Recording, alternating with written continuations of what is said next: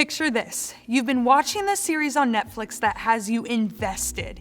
You're invested in the characters' lives, their hometown, the plot line, everything. And it's one of those shows that leaves you on a cliffhanger every single episode. I love and hate those. So you finally get to the answer you've been waiting for. You have binged this show for 2 weeks now, and you're finally going to find out that one question you've needed the answers to. Like, who did it? Why has she been acting so shady? Who is the Black Hood? Do Jim and Pam finally start dating? And now, the time has finally come. The anticipation is building by the second. It's the moment you have been waiting for, and bam! Something terrible happens. Your Wi-Fi goes out. You know, since every other person is also streaming due to social distancing. So you go back to the previous page and try again. Still, the error message appears. Poor connection. The link to the page you are looking for does not exist because of poor connection. The link doesn't work. Now, you have to wait for your mom or dad to turn it all off and start it back up again because it's not connecting you to the thing you've been dying to find out. Isn't that just the worst? We all know how Wi-Fi is supposed to link us to the world around us through the internet, but did you know that links have been around a lot longer than that? Think of a chain, a metal series of links. That's where the word came from in the first place. The links in the chain connect one piece of metal to the next. And that's exactly what a link is, something that connects you to something else. Now, let me ask you this. Wouldn't it be great if we had a link like that to God? What if we could connect ourselves to Him? I mean, if God is so powerful and cares about us and wants to help us, wouldn't it be nice if we had a link right to Him that we knew would always work? Well, if you've spent any time with JHM or know anyone who has, then you may know that we consider prayer to be that link. When we pray or talk to God, it's our direct connection to Him. Think about it this way. When you're going through something in your life, the good, the bad, and the in-between, what's the first thing that you do? You pick up your phone and you talk to your best friend about it. You text or you talk or you even write messages to each other through social media. You want to share everything that's happening in your life with them because there's someone who's close to you. That's exactly what it's like when we pray. Prayer links us to God just like our phone links us to our best friend. When we pray, it's like picking up that phone, holding it up and talking to God. It's our chance to have a direct link to the one who cares the most about us. And the best part is, you'll never run out of data. Now, there are a lot of reasons that we might pray. Sometimes we pray when we realize we need His help. Maybe in the past you prayed before a big test or before a tryout. Maybe this week your brother or your sister or another family member was driving you absolutely crazy. So you prayed that God would send you some sort of help or a new house to live in by yourself. Or sometimes you pray when you're feeling lonely, especially right now, when it's super hard to connect with your friends or make new ones. Maybe you feel like you don't have a real connection with the people you live with. So in your loneliness, you pray that God would place the right people in your life so you don't feel so alone. Maybe you pray when you just don't feel good about yourself. Maybe you've been hurt by someone's words and you wish you could talk it out with someone who would understand. So you pray, hoping that God would be that someone. Or sometimes you pray because you had the best day ever and you want to tell someone about it. So you take time before you go to bed to connect with God and thank Him for all the good things that happened that day, no matter how big or small they were. And then there are the times we pray when we're desperate. When someone we know gets sick, or someone we love is hurting, or we're going through something really, really hard. Maybe it's been for the coronavirus. Those are the times we pray that God would help us get through it. Or maybe you need to just let it all out with God, even if it looks like this. And release all of those sounds that are trapped in your mind.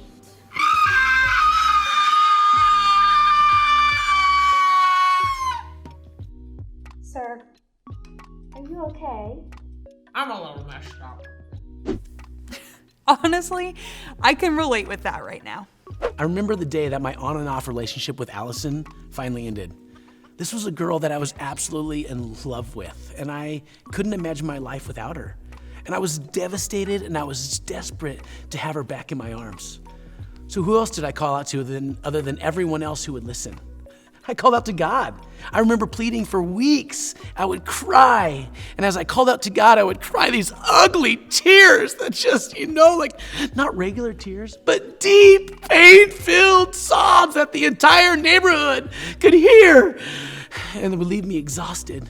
I would sing worship songs. I would beg out for him to put us back together. I mean, if no one else could help, certainly God could. I think we can all relate to this desire to connect with God when we really need him. Maybe we can't exactly relate with Joe's story. Sorry, Joe. But no matter what you believe about God, I think we all have this built-in wiring to pray, to try and connect with something or someone that's bigger than ourselves, so that it's not all on our own shoulders. But sometimes, if I'm honest with myself and with you, I think that sometimes prayer feels a lot like getting someone's voicemail when we call them. We pray to God looking for some sign of connection or some sort of link to him, only to walk away feeling exactly the same way as we started. We don't feel any better, our circumstances didn't change, and we find ourselves wondering, is he even listening? When it comes to prayer, sometimes it feels like the link is broken. But there's an entire book of the Bible that can help us figure out what to do with this feeling. It's called the Book of Psalms, and it's a huge collection of prayers. Some of them are songs, but they're songs that were written as prayers. As you read through Psalms, you'll notice something interesting. The prayers don't sound like super churchy prayers. They're not full of perfect language that always talks about how great life is and how amazing God is. In fact, they're just the opposite sometimes. They're honest prayers. They're full of requests for help. They're full of cries of loneliness. Sometimes there's jump around shouts of happiness and victory, and other times there's moments of deep despair. And I think that's what makes them so great. The Psalms make it obvious to us that God is interested in all of this stuff. Our deepest frustrations and our fears, our anxiety and our concerns, our private pity parties, and our personal hidden praises. While the Psalms are written by a bunch of different people, a guy named King David wrote the biggest portion of the book. Maybe you've heard of the story of David and Goliath, the little kid who shot a slingshot and sunk a rock right into the giant's forehead and took him down. Yeah, that's David. This is the guy we're talking about here. And David ended up becoming the king of Israel and the Jewish people. But along the way, he messed up a lot. He made some not so great choices. But you know what? David stayed passionate about God no matter what. He was honest with God no matter what. And I think because of that, it's clear that he knew how to pray. Check out one of the things that we can learn through prayer, through one of David's actual prayers to God. The Lord is near to all who call on him, to all who call on him in truth. Psalm 145:18. It's cool that as David was praying to God, he was also talking about prayer. He wrote from his own experiences. And what David said is this, is that when we call on God with honest prayers, no matter what we're feeling, God will be near to us. It's almost as if David said, God is close to me when I talk to him and when I'm honest with him. And I think the same is true for us. You see, the point of prayer isn't just about getting the stuff we want. It's about being open and honest with God, letting him in on our feelings and talking it out. King David understood this, hence why he prayed all the time. He was honest with God, and because of that, he felt connected to God, because prayer links us to God. When we talk to God, that's prayer.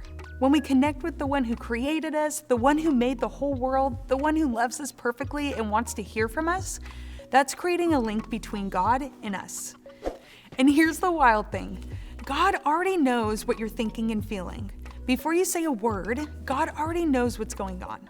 So there's no need to hide that you're hurting or angry or disappointed. He already knows it.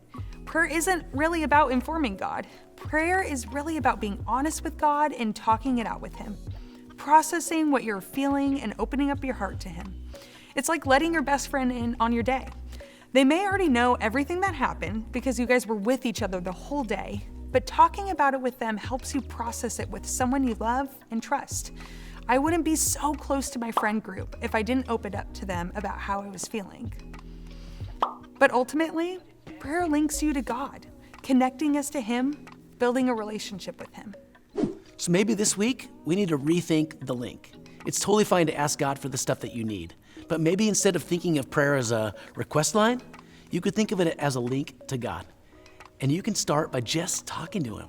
You can do this out loud. You can do it in writing. You can do it through worship songs or just in your thoughts. All of those work the same with God. Tell God about your day. Tell him about your concerns and your fears. Tell him what you're excited about. Tell him what you're nervous about. Tell him your hopes and the things that you've stressed out about. Whatever you share, just remember that you're making a connection to God. That's the point. You can even memorize the verse that we looked at in Psalms 145 to help remind you of the way that prayer works.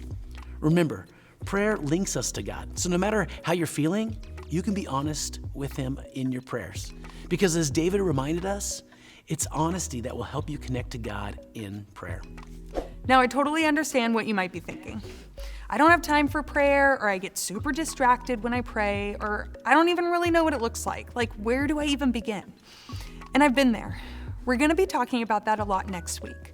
But in the meantime, I wanna challenge you guys to set aside a couple minutes this week and try it out. There's no right or wrong way or time frame. Just sit down and talk to God about how you're feeling. And here's a question I want you to think about today. What's one thing I could be honest about with God this week?